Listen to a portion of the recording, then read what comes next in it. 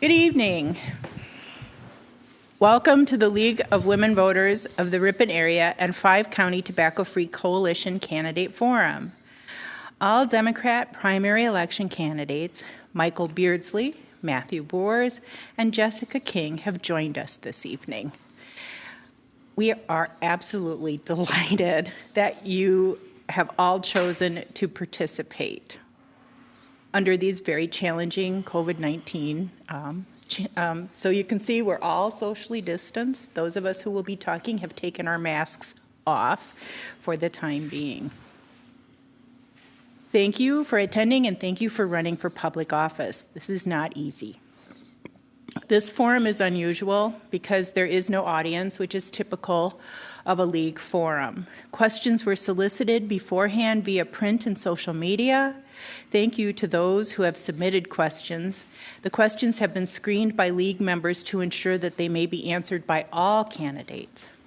Before we begin the program, I want to encourage everyone to vote. If you have not registered to do, or you need an absentee ballot, you may do so at https://myvote.wi.gov/. It will be on your screen throughout the course of this forum. It's also available on the League of Women Voters of the Ripon Area Facebook page. The site is tied to the Department of Motor Vehicles, and as such, you may use your driver's license or the state-issued ID to register as your picture as the voter. That's your photo identification. As the League of Women Voters begins its second century, we find ourselves adapting to the same social and medical challenges that we all face. We are running tonight with a very skeleton crew. We have our timekeeper, we have Sandy from the 5-County Coalition, and our media person, Malcolm McIntyre. Well, we thank Riley Eisnagel and his team, Chris, for their dedication in bringing you this information. This forum, while live, is being taped and will be replayed on the Ripon Cable YouTube channel as well as the League Facebook website. We will also distribute throughout different outlets in the 6th Congressional District. This is to provide the voters of the 6th Congressional District information on each of you, allowing voters to make informed voting decisions. The candidates have drawn for position and will present in the order drawn. Each candidate will have 2 minutes for opening remarks and up to 2 minutes to answer each question, and closing remarks will be limited to 1 minute. The lead will change following opening remarks through closing remarks. We will begin opening remarks with Jessica King.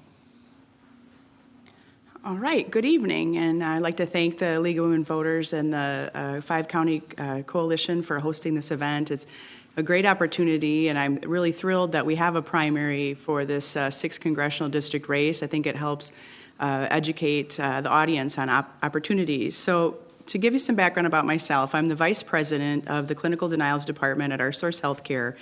It's a nationwide company that represents hospitals and their patients fighting wrongfully denied medical bills that were denied by not only health insurance companies, but also government payers. I've previously served in the Wisconsin legislature and the state senate. I've also served in local municipal government as Oshkosh Common Council member and deputy mayor. Previous to this, I was a Chapter 7 bankruptcy trustee for the Department of Justice, and I was also a lecturer at the University of Wisconsin-Oshkosh.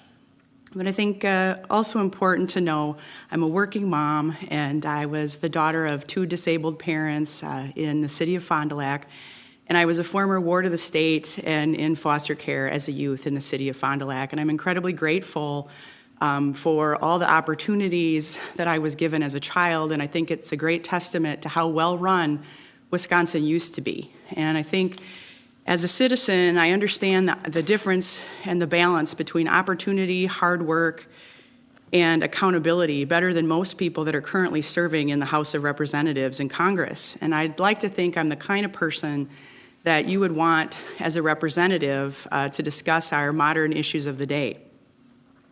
Now, I remember when Tom Petri was our representative, and he got a lot of things done for this district. the Veterans Museum, the Johnson Street Bridge in Fond du Lac, the train overpass, the Wisconsin Street Bridge. And I miss having a representative that really built the coalitions to get infrastructure projects done and make sure that our communities thrive. So thank you for the opportunity tonight. Yeah. Hi. Thank you very much. I really appreciate it. You can go. Okay, sounds good. Again, thank you very much for pulling this really cool event together. As with a lot of other things in the year 2020, we're finding it's a little bit more of a challenge than we would have hoped for. And but we're going to get there. We're going to get through this, and we will get through this current situation that we have in our country. My name is Matthew Boor, and I'm here to try to earn your vote for U.S. Congress in the 6th District. As I look around here, there's 3 of us on this stage, and I'm not sure how many people here are familiar with the idea of the Mandela effect, but I feel like we've got an example of like the reverse Mandela effect. And by that I mean, a group of people that don't know each other who all agree on something, and that's that our current representative is not serving the best interests of Wisconsin's 6th District. So I think just keeping that in mind, even though things are very strange these days, there's some very positive things happening. Let's always keep that at the forefront of our minds. I moved to Wisconsin in 2010 to teach the Wind Energy Technology program at Lakeshore Technical College. I did that for 5 years. In the course of doing so, I earned an MBA from Marquette University. Following that, I took a job in business development with Broadwind Company in Manitowoc. And basically what I try to do is figure out what's happening next. What's the next big thing? How can we develop our economy within our own business? And I hope to bring that same exact cachet to U.S. Congress and to the 6th District. I guess that's where I'll leave things for right now. I would like to remind us all that we're not playing, this district runs about R+8. It's very conservative leading, so let's just keep that in mind when we're trying to grab votes from both sides of the aisle. Thank you. Okay, Mike. All right, I'd like to start off by thanking the League of Women Voters for putting this together and the other candidates as well for agreeing to be here on the same stage. I'm looking forward to discussions tonight. So I'm Michael Beardsley, and I'm running to represent you in Congress. Tonight, as we speak, there are 130,000 people that have already died in this country from COVID-19. And in Wisconsin, the 7-day moving average is at an all-time high with almost 500 new cases per day. Over 40 million people are out of a job, and with a vast majority of them also out of their employer-provided health insurance. During a global pandemic, there's millions of Americans that have no health insurance. The entire healthcare system is broken. Speaking of broken systems, we are also in the middle of a historic civil rights movement that's demanding justice and humane policy reforms for public safety and criminal justice. On top of all of this, we're still facing the existential crisis that is climate change, and it's coming at us at full speed. And if we don't take action, if we don't adapt to now, nothing else we'll be talking about tonight will really even matter in a handful of years. Decades upon decades of inaction addressing the many systems that are healthcare, climate change, criminal justice, elections reform, and so much more have led us to this current moment in time where everything has kind of collided all at once and we don't know how to handle it. So what are we going to do about it? I'm stepping up to run because for my entire life, we have been in endless wars with the Middle East and around the world. We have failed to take on climate change. We have let profiteers exploit us for healthcare, and we have allowed an election system to exist that has pushed this country into a further divide than we've ever seen before. So it's time for a new voice to represent us in Congress. It's time to send a message that we won't settle when it comes to fighting for a better country that is inclusive for all. And everyone, no matter their background, their race, their gender, or their sexual orientation. So I'm Michael Beardsley, and I'm running to represent you. Thank you. Thank you. We will begin the questions with Matt. If at any time you need me to repeat a question, please ask. I'm happy to do so. Okay, ready, Matt? Sure. Are you in favor of health care reform? If so, what sort of reform? An expansion of Medicare or Medicaid, a public-private partnership? Why or why not? That's certainly the sort of question that's at the forefront of a lot of people's minds right now. Michael just spoke to how many people are out of work in this country. The number hovers right around 40 million. And for far too many people, the idea of having any sort of quality medical care is essentially coupled to your employment. That I think under perfect circumstances, maybe that's okay or acceptable. But as you can see, we've kind of reached like a critical mass where that's not necessarily working right now. And for that reason, I definitely support the idea of some sort of expanded public option for healthcare. I don't like the idea of forcing individuals into such an option. Some people have really good health insurance, they love it. That's wonderful. I think they should be able to keep that for themselves. But I certainly support the idea of adding a public option that's basically, quality for all people. Thank you. Mike? So as I kind of touched on in my opening statement, I am all for what is known as a single-payer healthcare system. It's popularly known as Medicare for All. And the reasons I support this is a public system that is a nonprofit system. Some of the core issues with our current healthcare is, like I mentioned, it's tied to employment, which is a huge issue during a pandemic or not. And it's confusing, and the system is for profit. So in my mind, healthcare is a human right, and I don't think anyone should be profiting off of our healthcare. So that's why I fully support a single-payer system where everyone's on the same plan, everyone pays in on their income tax, and everyone has a choice on which doctor they go to, but they don't have to have their options that their employer provides. Everyone's covered, and it's nonprofit. So we take the money and the profiteering out of it, and everyone benefits. Thank you. Thank you. Jess? Thank you. I, too, agree that we need health care reform. Right now, the Supreme Court is discussing whether or not to allow us to go backward and to allow discrimination regarding to people with pre-existing conditions. I'm very concerned about that because based on our Supreme Court's decision, millions and millions of people could lose that ability to be protected from discrimination because of pre-existing conditions. And I think we have to realize that right now with the COVID pandemic, COVID itself could be considered a pre-existing condition that could deny you from coverage. And it's incredibly important that we reaffirm the notion that people should not be discriminated from access to health insurance because of a previous pre-existing condition, because many of us have high blood pressure, heart disease, diabetes. Those things could jeopardize your access to health care. So yes, we need to have universal coverage. I support an open dialogue about this. I want every U.S. citizen to have access to coverage based on their income. And what I'll tell you, because I am an advocate in the healthcare system right now, representing people in hospitals nationwide, I fight Medicare, I fight the VA, I fight TRICARE, CHAMPA, and all the commercial payers. And what I will tell you is any type of healthcare reform must have consumer protections, because I know so many people watching today have received a denied claim or an explanation of benefits denying coverage that they thought they had a right to because they paid their insurance premiums. And if we don't have consumer protections to go to bat for people, no matter what system we pick, it will be a failure. Right now, Medicare, for most people, don't realize it's a privatized system. There are 12 Medicare regions in the United States, and each region has different policies about whether or not you're covered for medical procedures. Most of us don't know that. And we need a better system. We need one that actually gets treatment to people who need it, and we need to make sure we're moving forward on prescription prices. Right now in the United States, we pay the highest for drug prices, and that's not fair. Okay, thank you, Jess. Mike, we're going to begin with you. Should Dreamers be allowed to stay in the United States? Please explain your answer. Okay. Yes, I think absolutely. So I think on a high level, we need a transformational shift in our immigration policies, where if someone's in this country, whether they were brought here by their choice or not, Dreamers were brought here by their parents, they should have a clear path to citizenship. I think there should be no question about that.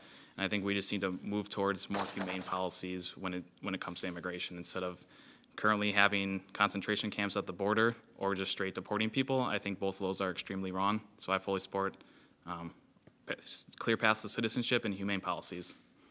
Thank you, Mike. Jess? Thank you. I think most people are aware that Wisconsin's working age population is decreasing. We need improvements to our immigration system, and Dreamers are part of that formula for success in making sure that Wisconsin has the working age population it needs to thrive. I believe that anyone who wants to improve and grow Wisconsin's economy should have a path to citizenship. or permanent residents as they decide. We need to grow our economy, and working age people are part of that. They broaden our tax base, and they allow us to innovate and move our country and our economy forward.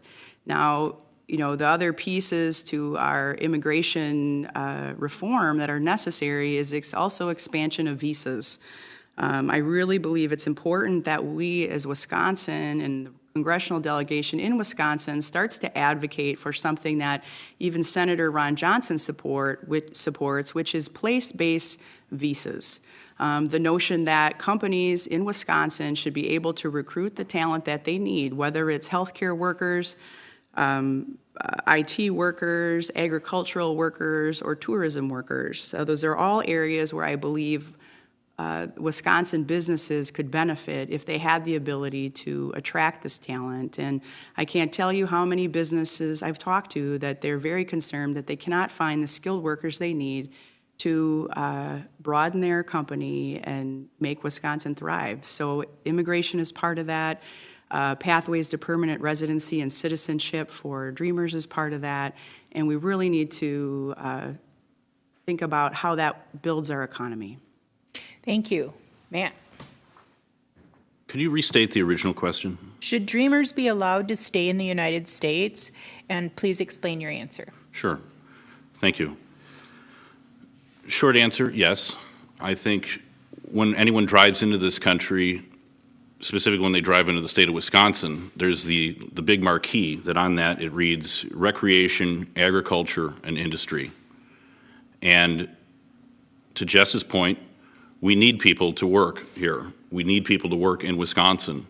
And we have always been a country of immigrants, and that's a wonderful thing about this country.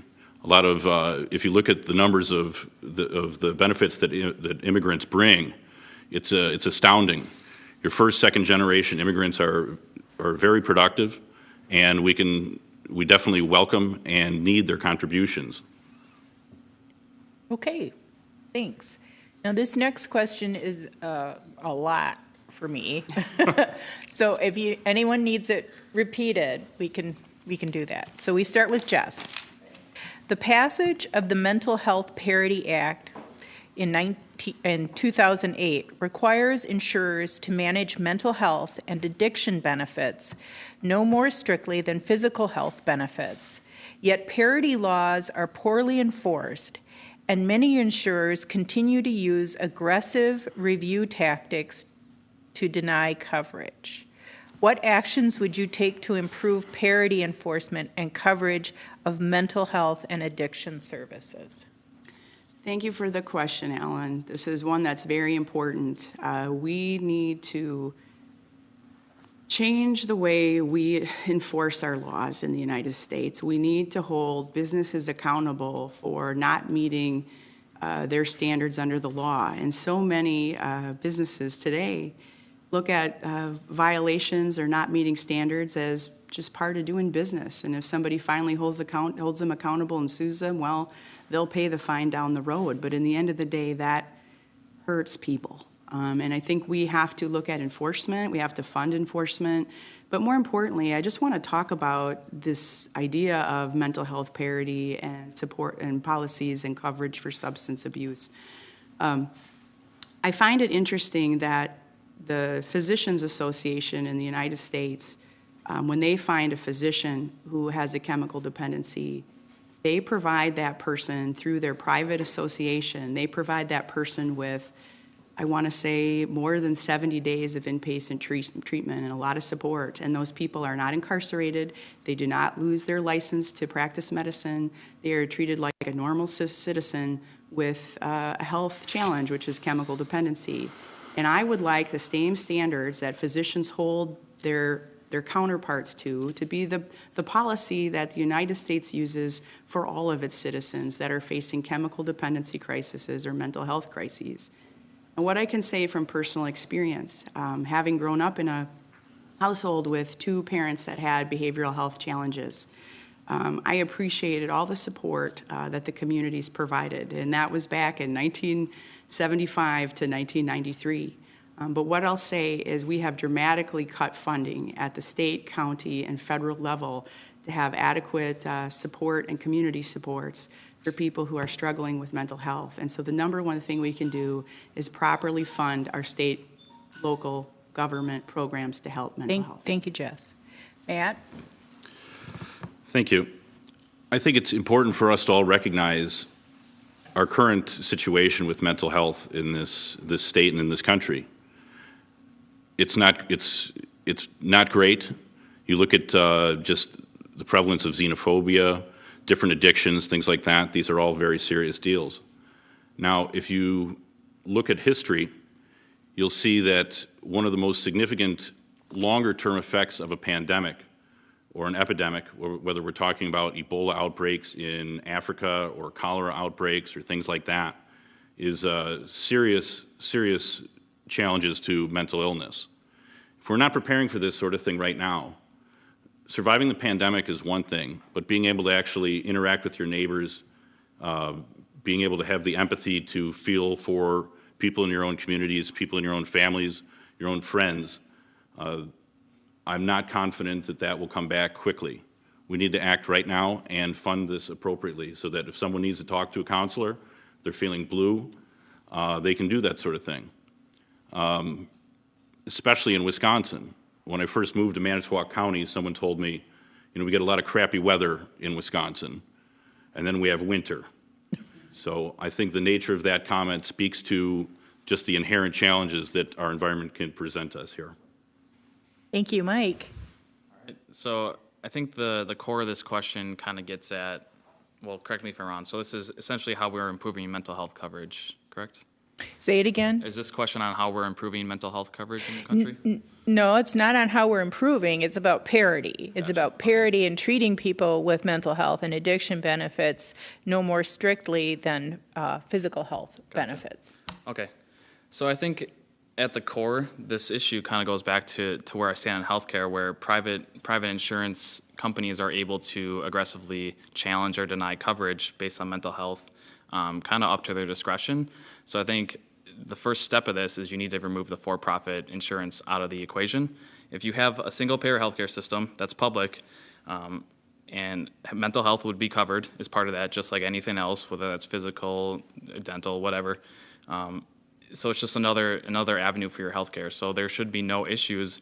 There would be no issues with your coverage being denied with any parity or anything along those lines. So we have to take out the core of the issue, which is the for-profit driven system.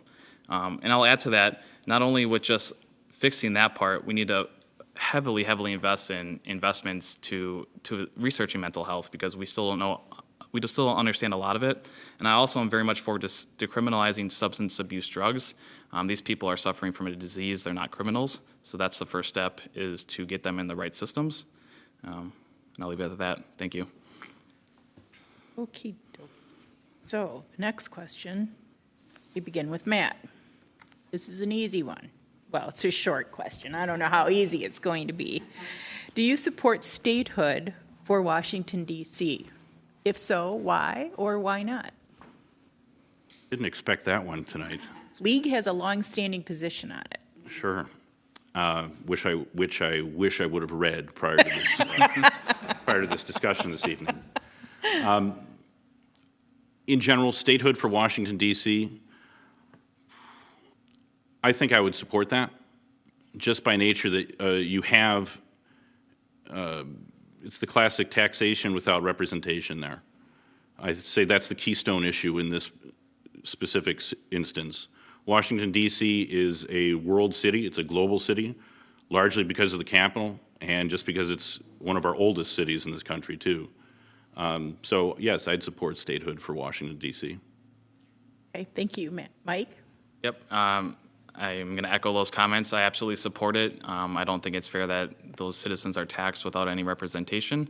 I'll also add on, I know this isn't directly part of the question, but I think in the same light, if D.C. is going to be a state, I think Puerto Rico should also be a state. They're facing the same issues with taxation, and they're not getting the support that they need from the federal government, even though they're helping fund it. So absolutely in favor of both of them. Thank you. Jess. Thank you. I, too, support statehood for the District of Washington, D.C. And I'll tell you, I don't think people realize how many people actually live there that are facing this challenge. There are over 700,000 U.S. citizens that are disenfranchised from representation. And if you think about that, that would be double the size of this congressional district. And I have to say, when we're talking about principles, just as much as every person in Wisconsin's 6th Congressional District deserves to have an advocate go to Washington to fight for their projects and to have input into policies, those 700,000 people in Washington, D.C. deserve that same franchise and that same representation. And so I was very happy to see that bill recently go through the House of Representatives, and I would be proud to get the opportunity to vote on it should it come before me. Thank you. Okay, Mike, we're going to begin with you on this question. Please share your opinion on how the federal government has responded to the COVID-19 pandemic. Please give them a letter grade. Now, we're going to, like you're a teacher, and you're going to give them a letter grade and explain why you've given them that grade.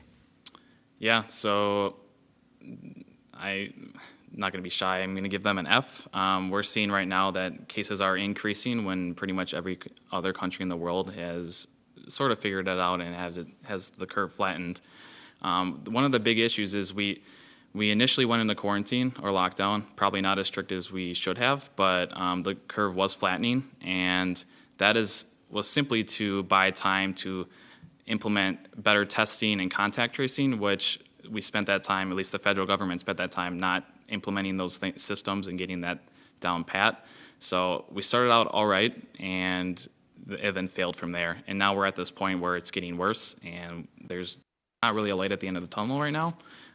So what I've done differently, stricter lockdowns to start off, and earlier, acknowledge the problem, and implement those testing procedures and contact tracing, so we're able to accurately track this, who has it and where it's going. I'll leave it at that. Thank you. Thank you. Jess? Thank you. I, too, would give the federal government a failing grade, maybe more of a D, though, or mine, maybe a C minus, D plus. The truth is, we had this intelligence about this disease, and we had international liaisons that really gave us an opportunity to get in front of the disease. Had we had leadership from the executive branch of our government, rather than denying it or politicizing it, it really should have been treated as a federal health issue immediately. We should have deployed our National Guard units. We should have been working with governors of the 50 states to ensure that those folks were deployed immediately. And we should have been using all of our public health resources immediately. Had we done, we had the information to prepare test kits months before we did, and we didn't do it. Same thing with the supply chain errors. The United States is a superpower. We're one of the most powerful countries in the world, and the fact that other countries like South Korea or New Zealand are outperforming us is shameful. And the fact that we have sacrificed the lives of American citizens for political game or for denial or for whatever's happening right now is a tragedy. And the thing is, when I read the daily reports right now of the hot spots that are going on throughout the United States, it's the same truth. We are a superpower. We should be in front of this. We should be the example for the world on how to handle a public health crisis. And it's a sad day that we have to learn from foreign countries about what we could have done. And unfortunately, the year 2020 is going to be all about hindsight for all of us. Thank you. Matt? I'd say anytime 130,000 people die in any country, regardless of the size of that, it's tough to argue for anything higher than a failing grade. This stated the $2.2 trillion stimulus that the Congress authorized, I could say that did throw a well-needed line to a lot of businesses, specifically an awful lot of farmers. That was definitely a life jacket thrown to an awful lot of small farms in this state. However, that's looking at something retrospectively, and looking at things further back, you have to ask, did we do everything we could have to even be in that situation where you needed somebody to throw you the life jacket? And in that case, I'd say no. we knew that there was a problem in China. We certainly knew later on when there was an issue in Italy and things like that. I understand that our relationship with China it can be terse at times, it can be very difficult at other times, but it is necessary the way our supply chain is laid out right now. And I also can appreciate that the knowledge that we got from the Chinese may have not been completely accurate at the time. However, we have intelligence assets all throughout this world, and I really wish that in something this big, where the consequences are this stiff, we would have deployed those intelligence assets to try to figure out really what was happening, what was the real story on the ground in mainland China. Thank you. Thanks, Matt. Jess, we begin this one with you. Please share your position on the rollbacks on environmental protections the past 3 years. Should those rollbacks have happened, would you support reinstating laws that protect our air, water, and public lands? Yes, ma'am. Thank you for the question. I do not support the rollbacks. I do believe we should be fully funding the Environmental Protection Agency. And I think the risk to our environment, our communities, and sustainability of future generations depend on it. I think the average American believes that we are enforcing the laws we have on the books and understands that, you know what, we need clean water to survive. I'm really shocked, especially in Wisconsin, how devastating it is to roll back these EPA protections. We look at the challenges we have with lead in Wisconsin waterways. We have over 82 contaminated lead areas of lead contamination in the state. We also have a nitrate challenge here in Wisconsin. We're in the top 10 for nitrates in the country, and I think there's a lot of basic solutions that we could implement as a state and state and local level, but it's really important that the federal government enforce the federal laws, and rather than rolling back regulations, actually put full force into them to make sure that we are holding polluters accountable for the devastation that they are causing in our communities. I think a lot of people remember that when I was in the state legislature, I was a champion for the environment. I did, when the mining bill came up in 2011 and 2012, I was one of the people who was willing to vote against it because I understood what it would do to our trout streams, what it would do to our water quality, the fact that it was stripping the voices of citizens to have input in mitigation and remediation from environmental impact. It would have caused trade-offs between tourism and sportsmen and fishing. And so anytime we have an environmental issue or a sustainability issue or a healthy environment issue, I'm always going to err on the side of what's good for the citizens. Thank you. Matt? Thank you. Just ignore that. Sure. So right off the bat, I'd be remiss if I didn't mention that I've worked in and adjacent to renewable energy since 2004. My undergraduate work was in environmental science from DePaul University in Chicago, and anything environmental is near and dear to my heart. I understand these issues well. This type of question is odd in that I don't understand how something like the idea of clean water to drink or clean air to breathe is anything less than considered a right. If you don't own anything else in this world, you should be able to breathe and drink freely and have the confidence that what you're doing is okay for you. Anything short of that is an abomination, really. I don't understand how this could ever be politicized, but like everything else, it seems like we've managed to do that. So in terms of any sort of rollbacks, I think you need to take a hard look at those. And I'll say Jess brought up an excellent point. You actually have to enforce the federal laws that actually do exist to protect the environment to begin with. Thank you. Mike? Thank you. So environmental issues are really one of the driving points of my campaign. So in reference to the rollbacks the last 3 years, bluntly, they're awful. We need to aggressively increase standards, It's something that would help force the market to sustainable technologies and sustainable transportation, something we need to achieve by at least 2050 with net zero greenhouse gas emissions. Otherwise, we're in a world of hurt. Some other things I support are a carbon tax, which is actually a bipartisan bill that was passed in the House this previous year, died in the Senate. We need to be back in the Paris Climate Accord agreement. And like both Matt and Jess said, clean air and water are human rights. So not only do those have to be fully enforced, but it is a little ridiculous to me as well how that's politicized. So that's an unfortunate state that we're in. But I'll wrap it up with climate change is a global issue. So I fully believe that the federal government should be the one leading the charge here. States can follow the guidelines, but I think to really lead as a nation, we have an opportunity to push forward and really save the planet, essentially. So I feel confident that the federal government can do it and should do it. Thank you. Thank you. Matt, we're going to start with you on this question. This is a kind of a big question because many times we get questions that are similar in nature and then we combine them. So this is a two-part question. It's been combined. Okay. So if you need me to repeat it, any of you, I'm happy to do that. And then I got a hold of it. Please share your opinion on the 2010 Supreme Court Citizens United ruling, which partly overturned restrictions on political advertising as an unconstitutional infringement of the free speech rights of corporations and unions. So I want an opinion on that.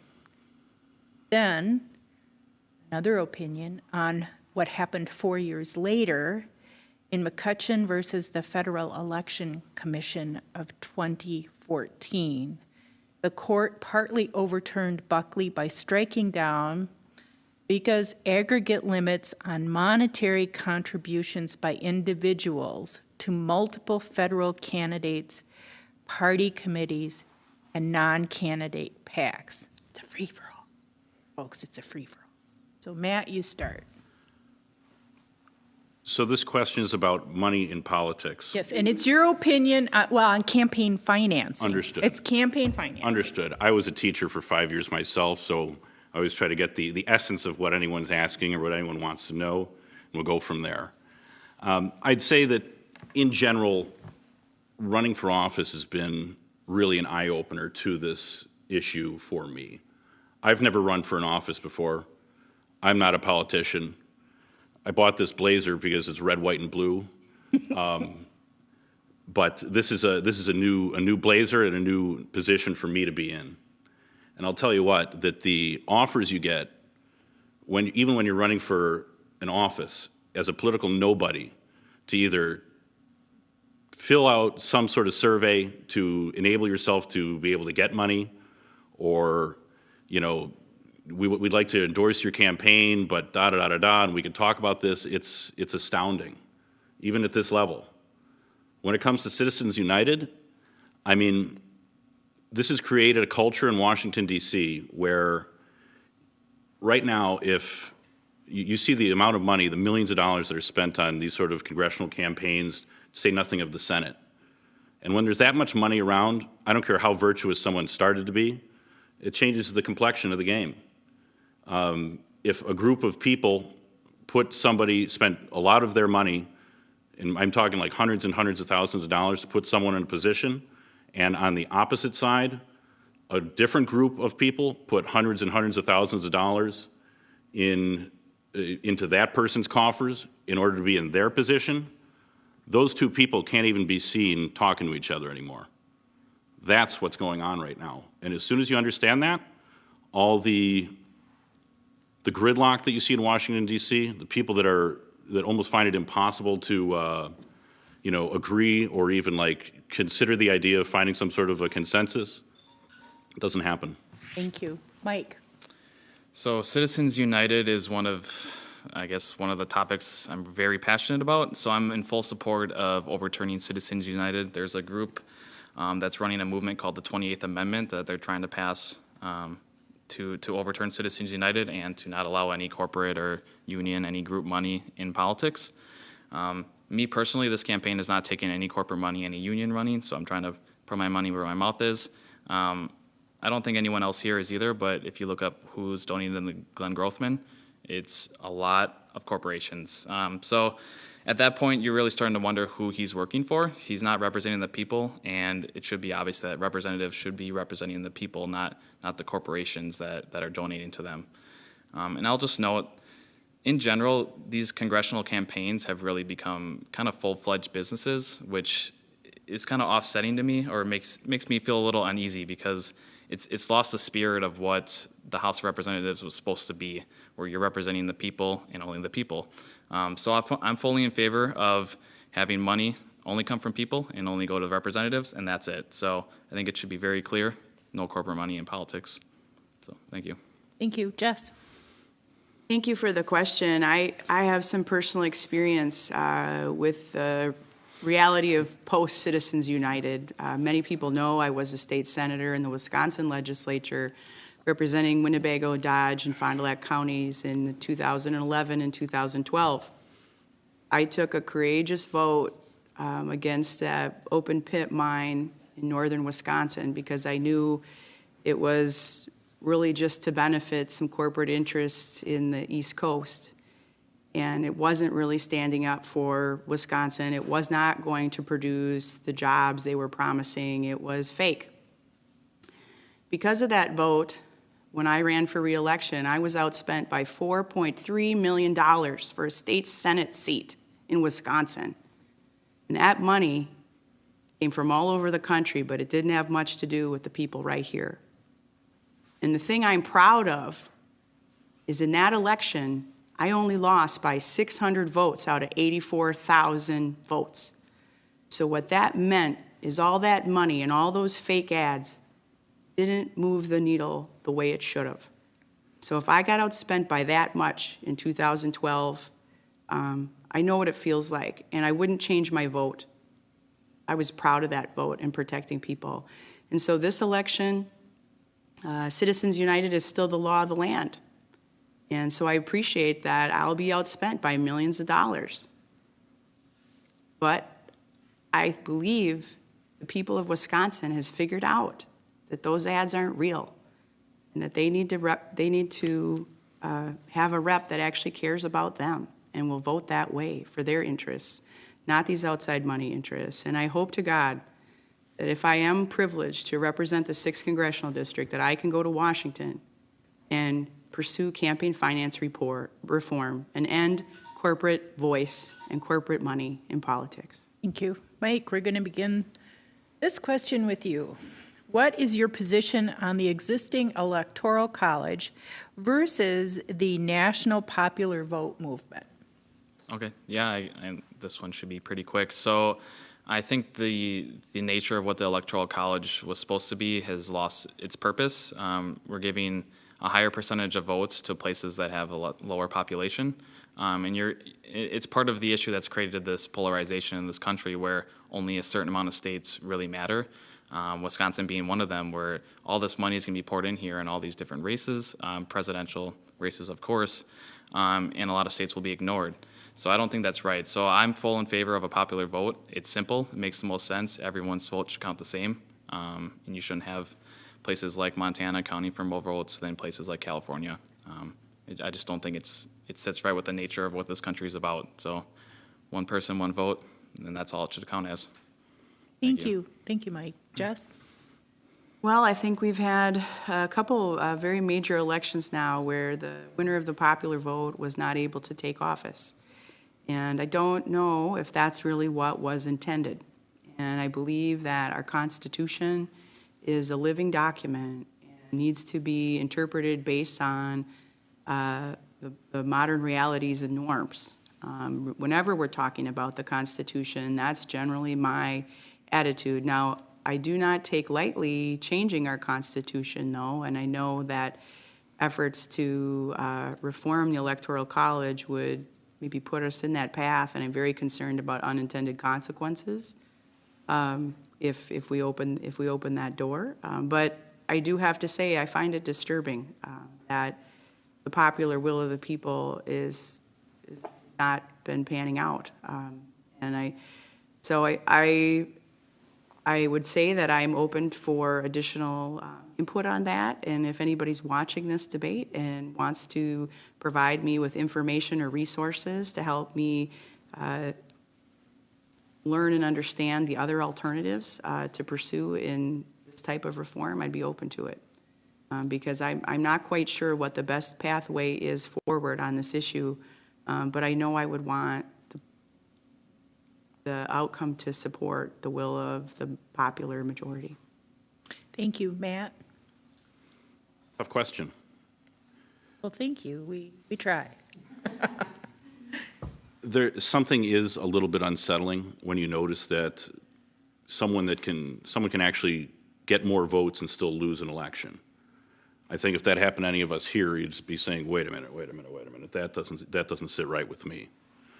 That stated, this is a huge, broad, very diverse country, and that's part of the appeal, is that you can have a state like Wyoming that in certain quarters, like the Senate, they've got just as much power as a state like New York. I think I'm in favor of looking at the Electoral College and possibly not getting rid of it, but revising rules that possibly land somewhere in the middle to make it where essentially a popular vote would result in an individual being elected, but somehow in the same Electoral College formatting that it is in now. Okay, Jess, you're going to start with this one. It's very long, very, very, very, very long. So if anybody needs it repeated, let me know.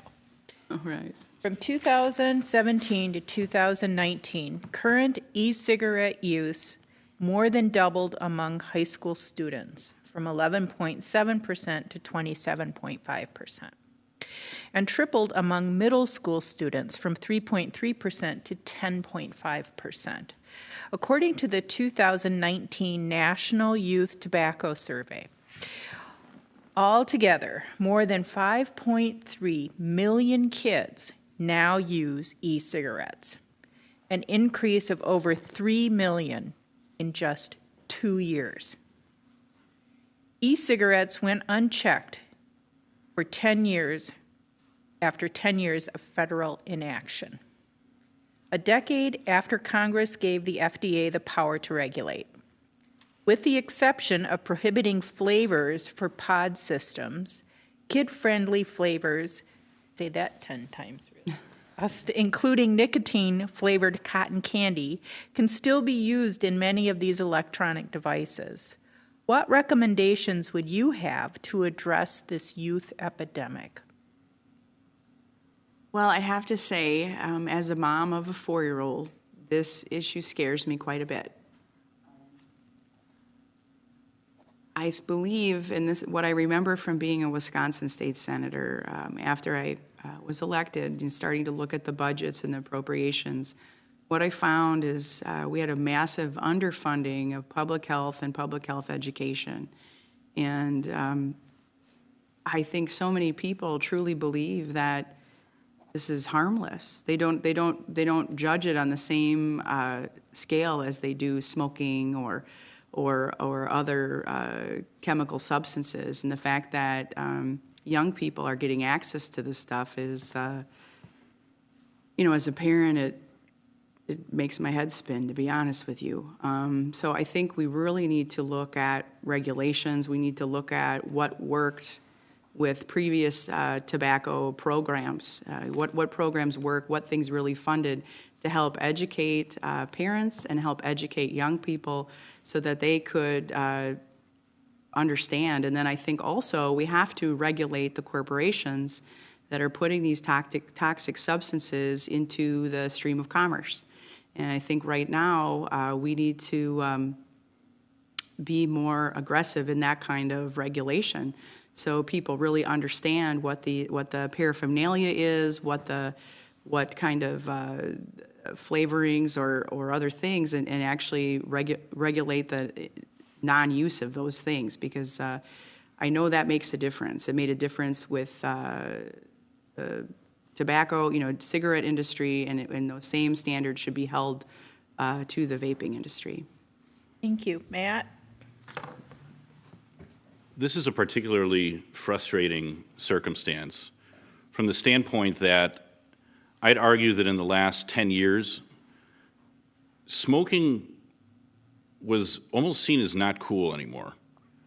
I'd say, in a sense, it's like I felt like we were kind of past that as a country. Mm-hmm. You know, kids weren't doing it. I taught at a tech college, so my students would start at age 18 and move up. But really, I didn't have students that were they're anywhere near 18 that really smoked, and that was, I kind of took that as kind of a nice sign of the times. Then all of a sudden, the vaping thing has just kind of come up on us, and I think a lot of people still have this view of vaping is that that's like a way to step down from smoking, but they don't see it the other way, like that's a step up from not doing anything. So there's really a perception issue there. And I don't know if that starts with like more warnings or, the scary consequence type videos. At one point we heard a lot about popcorn lung and how this could damage a young person's lung. I haven't seen anything like that in a long time. Maybe it's time to revisit something like that. We don't need young people getting, hooked on nicotine and things like that again. In terms of what to do about it, I would start with licensing. Who can sell these things? What are the penalties for selling it to younger people? Thank you. Mike? Okay, so yeah, I'll add, there's still a lot of research that's needed, and I would say especially on more research on what is so dangerous that it should just be outright banned, and research on what should be more tightly regulated but still made available to adults to purchase. I get kind of back and forth on this because I do believe that an adult should be able to purchase vaping if they want, as long as there's not something that's should be outright legal or illegal, that's harmful to everybody's health, but I think the personal freedom should still be there. In regards to curbing it among youth, I think there needs to be more tightly regulated advertising, similar to how the route cigarettes went, because it is kind of it's looked at as like a game right now. So tightening up the regulation for advertising, probably more warnings or just almost no advertising at all. Something needs to be done to make it less cool, essentially, because that's what's driving kids to use it. So I'll leave it at that. More research and a lot more regulation on who can and or what can be advertised and what can't be. Thank you. Matt, we're going to start with you. The United States has many issues regarding its use of energy, as well as the infrastructure that energy runs on. What do you believe to be the status of our energy, and what is your view on alternate forms of energy? So I guess that's lobbing a big fat question at you. How much time do we have here? You have 2 minutes. All right. Let's approach this kind of line by line here. First things first, the state of energy in this country. We are still using more energy year over year, but that usage and that increase, it has slowed down for a number of reasons. Part of that is that our appliances and things like that get more efficient all the time. I don't know if anyone here has ever worked in a factory. I'd say 20, 30, 40 years ago, everything was like three-phase, 480, and now you can get, machines that are single-phase 120 that do just about the same amount of work. That's huge. That's a major savings. Beyond that, as we buy more things from other countries that are manufacturing in other countries, it's important to recognize that, in a sense, what you're really doing is kind of outsourcing your energy production. If a factory is not running in Ripon, and the people that live in Ripon are buying something from, Canada or Mexico or wherever, that's being made with Mexican or Canadian electrons, not electrons that are made here. I thoroughly support renewable energy. I've built my career in that. I've been in that since 2004. I have never even heard of a case of wind turbine syndrome or any of those other things we were talking about before this meeting. I don't see any adverse effects other than having some really cool stories that you will tell for years and years and years after working in that field. Right now, we're seeing a surge in solar energy in Wisconsin. I support that. I would also be very open to some sort of a federal, like a countrywide renewable portfolio standard that we'd have to meet as well. Thank you. Thank you. Mike? Can you repeat the question, please? Sure. Thanks. The United States has many issues regarding its use of energy as well as the infrastructure that energy runs on. What do you believe to be the status of our energy, and what is your view on alternate forms of energy? Okay. Yeah, so I have a very, very positive view on alternate energy and renewable energy. So I think I'll note that with this whole pandemic, with people traveling less, people staying home, we're really seeing kind of our environment and our systems bounce back. So we're really noticing in how much our current systems that exist today are really harming our environment. So I think I'm very much in favor of a federal system that really incentivizes different renewable energies. Like I mentioned before, a carbon tax, which kind of forces the market to stop using carbon fuels and push towards renewable energies, whether that's wind, solar, even nuclear. So something that a federal program is needed that really forces the market, because as we're noticing right now, something like that doesn't exist and we're not making a ton of progress. So I think if the technology is there and it exists, so if we can have some systems that push it to the right direction, we'll be in good shape. Thank you. Jess? Well, this really ties back to a couple questions ago when you were asking about campaign finance reform and dark money. And I would have to say that the energy sector has some of the most powerful lobbyists in the country. And it is not in their best interest to allow renewables to succeed. And so that's the big part of it. When I was in the state legislature here in Wisconsin, I can't tell you how many farmers, dairy farmers I met with that would have loved to have biodigesters on their farms to process that manure to diversify their rural economy and to keep their farm stable.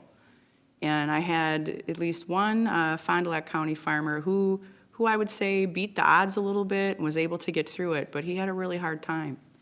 And that really opened my eyes. I also had the pleasure of working with the University of Wisconsin-Oshkosh into the development of their biodigester plans. Now, those they were looking for that renewable energy rate to support them and to make that plan feasible. And when I was in the legislature, it turned out that that was already capped, right? Because those lobbying dark interests made sure that there was only this tiny piece of the pie available, so we weren't able to innovate. Now, of course, many of you may know that biodigester became controversial when the UW Wisconsin-Oshkosh the foundation went through part of its bankruptcy, but part of that underlying issue was the fact that there were not enough of those energy credits available. And so when you're talking about infrastructure and you're talking about systems and you are talking about what the barriers truly are about energy, diversified energy portfolio in Wisconsin, it is that lobby. And you have to elect strong people. And, for my role as a representative in Washington, I'm well aware of who I'm up against, and I would be fighting for a diversified Wisconsin rural economy. Thank you, Jess. Mike, is racism systemic in our society? Do you agree or disagree? And please explain your answer on how you would address this. Yeah, so I absolutely do think racism is systemic. On how do I address it? It's a very tough question. So I'll focus on criminal justice. So we're seeing right now this movement going on where black people are disproportionately put in jail, targeted, and profiled by police officer, public safety officers.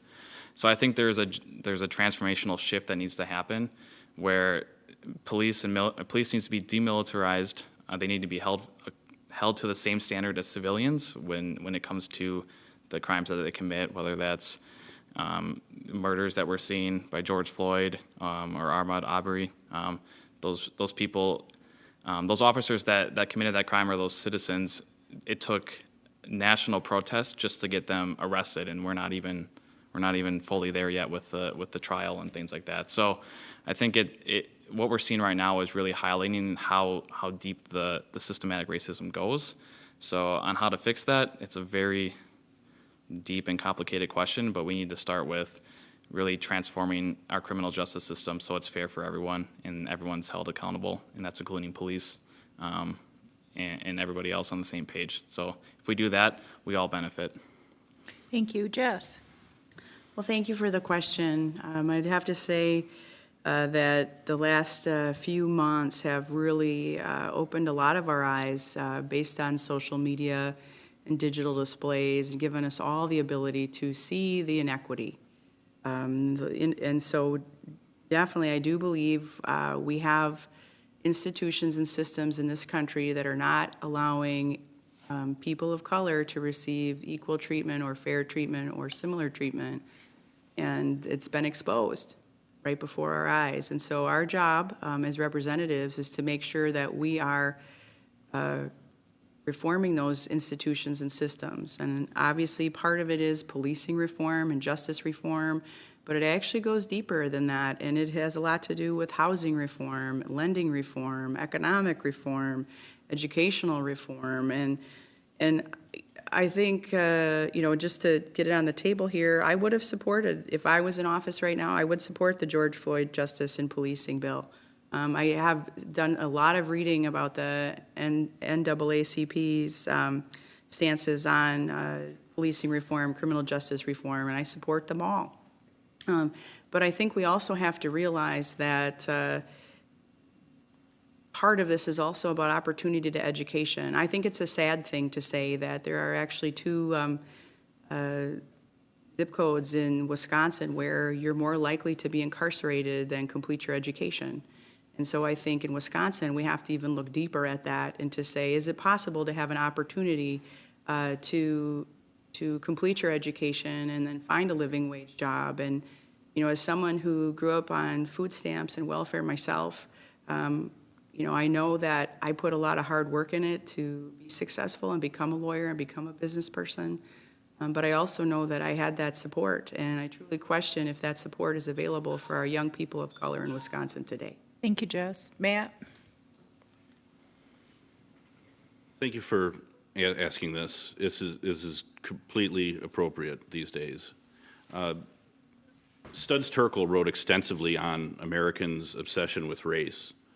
And I think he had a book that was titled exactly that. And he talked about it for his entire life. He died a number of years ago when he was like 96, 98 years old. And it was still a lingering problem and a lingering question in his mind.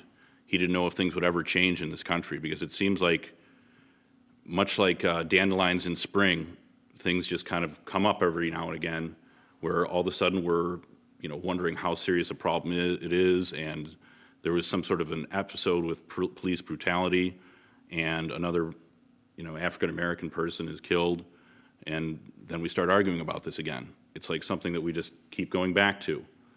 So there's anything that you're talking about that much clearly exists, okay? So it's worth mentioning that right off the bat. I would say that of late, Congressman Sensenbrenner actually voiced support for a bill that would essentially create a bad cops list that would essentially help drive some aspects of criminal justice reform, and that if there were police that had behavioral issues in certain parts of the country, they couldn't just jump a state line, take another job, or something like that. Glenn Grothman hasn't spoke about that at all, but even Congressman Sensenbrenner has. I would certainly support something like that. Okay, thank you. Jess, we're going to begin with you on this next question. Would you support 2 years of tuition-free post-high school education or training if accompanied by 2 years of public service?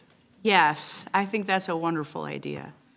I look at all the stimulus packages that are being proposed right now or have been proposed in the last few months.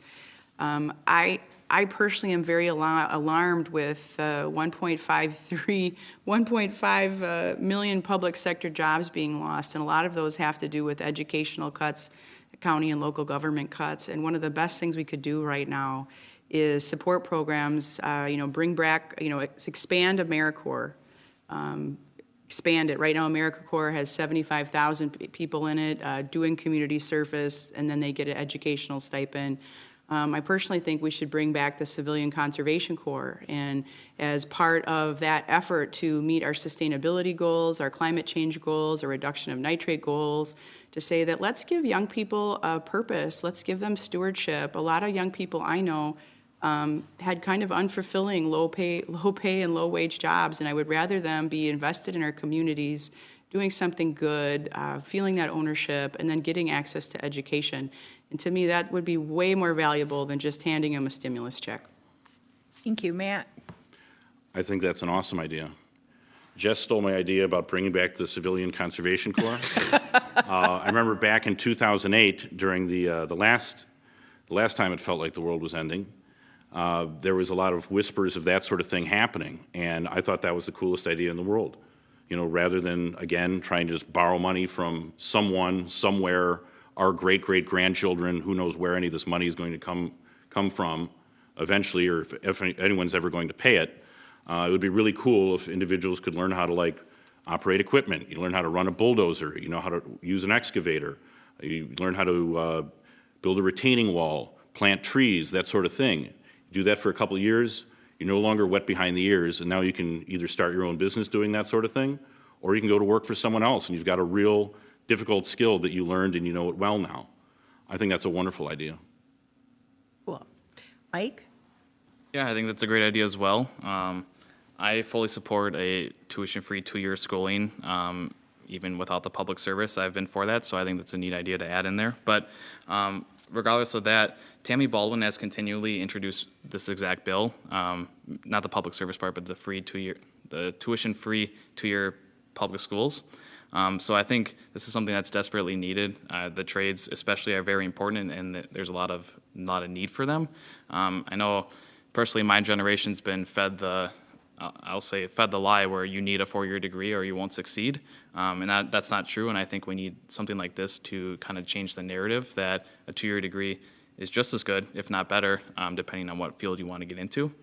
And just to note on where this could be paid for and where the money could come from, it could come from a number of different things. You could take a tiny percentage out of the defense budget. You could legalize marijuana and tax that. You could add a wealth tax. I think the money is there, and I think it's desperately needed that 2-year education become tuition-free. Thank you. Matt, you're going to begin with this question. The Supreme Court in 2013 weakened the Voting Rights Act of 1964 by ruling that Section 4 was unconstitutional. Since then, numerous laws have been enacted to make voting harder. Do you support Congress revisiting the Voting Right Acts to fix the law so that it could pass constitutional muster? Yes. I feel that the right to vote is extremely important, and certainly of all of our rights, it's extremely high on the list. When we're talking about voter disenfranchisement, it seems to be happening more and more often these days. A lot of people talk about like voter fraud, people passing ballots. There's a reluctance to allow people to vote, from computers or something like that because of that fear. But I've read studies that show that those fears are largely unfounded. Like the incidence of voter fraud is essentially statistically insignificant. I think if this pandemic has taught us anything else, especially in Wisconsin, after our April 7th election, there are certainly some pitfalls in just continuing to do things the way that we've always done them when it comes to running an election in this state and in this country. I think I've answered your question. Okay. Thank you. Mike?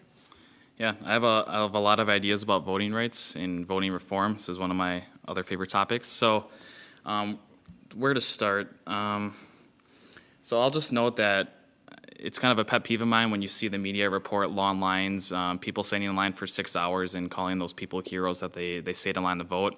I think that is wrong and not a sign of a strong democracy. So the real goal of this is to make it easier to vote, as simple as that. So how we do that, I think it's shown that with this virus that we need national vote by mail. Washington, Oregon, a few other states already have that in place, and it works just fine for them. So I think that should be a national program where everyone is automatically getting a ballot in the mail.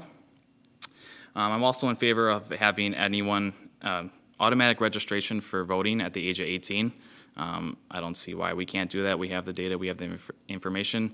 I don't see why someone needs to manually go in and register to vote when we have all of their information on file when they turn 18. So that should be a simple one. Another thing I'm a big proponent of is ranked choice voting. So I think this is something that is desperately needed. This is also in place in some places in America, Maine specifically, and other countries around the world.